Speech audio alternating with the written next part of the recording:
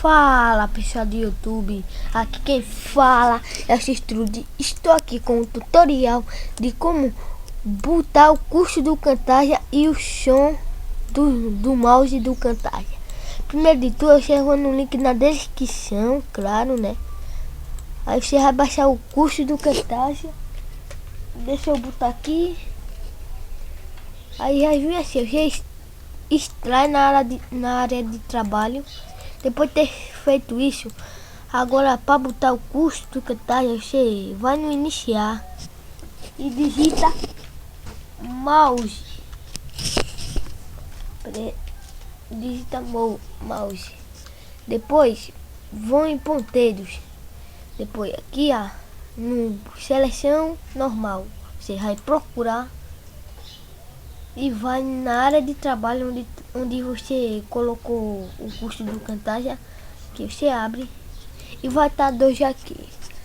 Aqui é assim, ó, e o outro é assim. Aí vocês clicam em aplicar e pronto, você já tá com o custo do Camtasia.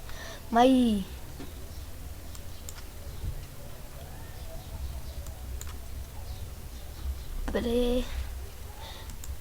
e você já tá com o custo do Camtasia, que eu não vou botar, né?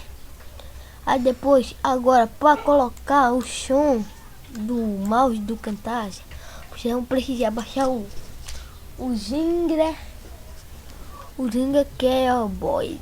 Vocês clicam nele e aqui vai estar Zingra, vai sentir aqui, já tá aqui, ó. Aí vocês vão preferência. Eu recomendo tirar tudo, só deixar o dos mouse. Que você botão esquerdo do rato, você localização. Que você vai no aqui, ó, som esquerdo do mouse, abrir. Aí ó, aí já vai ter botado já, ó. Já tá com som direito já tá com o som esquerdo do mouse. Aqui o direito você vai em localização também e bota esquerdo, abrir. Aí depois disso minimizar e clicando no direita.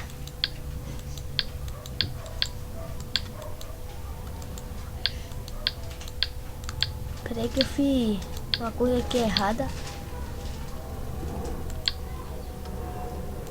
Deixa eu botar aqui. Peraí. Agora.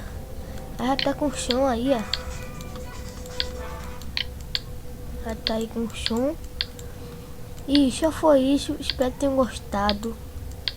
Sim, galera. E o som do custo do mouse você vai pegar com o Giga Cube aberto, tá? Então já foi isso. E caso você eu quero tirar, você clica no botão direito, saída, aí vai parar o som. Então já foi isso. Dê um like aí, dê um gostei, se inscreve no canal e escreve aí no comentário.